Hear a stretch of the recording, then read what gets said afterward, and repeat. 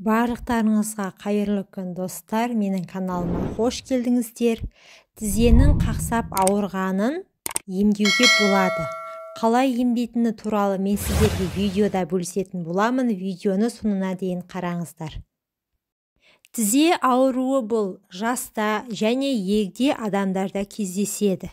Тіпті балабақша жасындағы балақайлардың өзі тізесінің ауыратынын айтып шағымданады.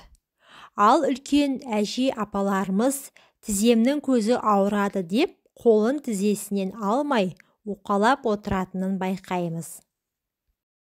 Жалпы тізе неге ауырады? Тізе бір ғана себеппен ауырмайды. Оның қақсап ауруына бірнеше жағдайлар себеп болады. Атап айтқанда, жарақат алғанда, тізе шығып кеткенде, жартылай тайғанда, аяқ сынғанда және бұлшықет созылғанда тізе ауырады. Ауруы ұзаққа созылып, тіпті уақытылы емдетпесе, созылмалы ауруға ұласуы мүмкін.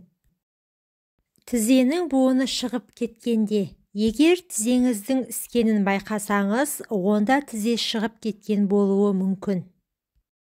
Тізе буынындағы ішкі және сыртқы шеміршек ажырағанда. Мұндай диагноз негізінен спортпен айналысатындарда жиі кездеседі. Ал егер тізені бүккен уақытта сықырлап ауыратын болса, онда сізге минералды заттар жетіспейді. Сіңір зақымдалғанда. Қатты ұрып алсаңыз немесе құлап қалсаңыз, тізенің арты мен айналасы ауырады. Бұл сіңірдің зақымдалғанынан белгі береді. Артроз бен артрит. 50 жастан асқандарға осы ауру белең алады. Бұл алдымен тізенің жұмысын тежейді. Аяқтың, буынның қақсап, сырқырап ауруына әкеледі. Салдарынан жүріп тұру қиынға соғады. Тұз байлану. Егер аяғыңыздың тізеден төмен тұсы ауыратын болса, онда ағзада несеп қышқылының көбейгендігін айқындайды. Дереу тексеруден өтіп, арнайы ем-дом жасаңыз. Тізенің ауырғанын үйде емдеуге болады ма? Жаныңызға батып, мазаңызды алып жүрген бұл дерттен құтылу үшін мына 3 кеңеске назар салыңыз. Бірінші кеңесіміз, әрине тізенің ауруына халықтық жолмен шипа табуға болады. Ол үшін 3 ас қасық мейіз, 4 ас қасық желатин, 2 ас қасық асқабақ дәні, 200 мл бал, 4 ас қасық күнжіт, 8 ас қасық зығыр дәні қажет. Дайындалу тәсілі. Алдымен дәндерді бір ыдысқа саламыз. Оны блендердің көмегімен жақсылап ұнтақтайсыз. Оған мейіз, желатин, күнжіт және бал қосып, тағы да блендермен араластырыңыз. Біркелкі қоймалжың болған кезде шыны ыдысқа салып, қақпағын мықтап жабасыз. Бұл ыдысты тозаңғышқа сақтау керек. Дайын болған емді қоспаны күніне 2 рет таңертең аш қарынға және түскі тамақтың алдында 1 ас қасықтан қабылдайсыз. 1 аптадан соң-ақ оң нәтижесіне көз жеткізесіз. Бұл қоспа тізенің қақсағанын басады. Сіңірдің ауырғаны жазылып қуаттанады. Буынның жұмысы жақсарады.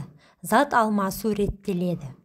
Екінші кеңес, фольгада өз кезегінде тізенің ауруына ем болатын қасиетке ие. Ол үшін түнде ұйқыға жатардан алдында тізеңізді фольгамен ораңыз. Сыртынан жылы орап, таңға дейін жатасыз. Осы әдісті ерінбей 3-4 күн жасасаңыз, тізенің ауырғаны басылады. Үшінші кеңес, егер тізеңіздің айналасы ісініп ауыра бастаса, сарымсақ майының көмегіне жүгініңіз. Ол үшін 300-400 грамм сарымсақты қабығынан тазартып, блендермен ұсақтайыңыз. Үгіндіні 1 литр шыны банкіге салып, үстіне өсімдік майын құясыз. Ыдысты күн тимейтін жерге қойып, күнде 1-2 рет қозғап қойыңыз. Шамамен 2 аптадан соң езбені 4 қабатталған дәкемен сүзіп аласыз. Дайын болған сарымсақ майын тізеңіздің айналасына сіңдіріп жағасыз.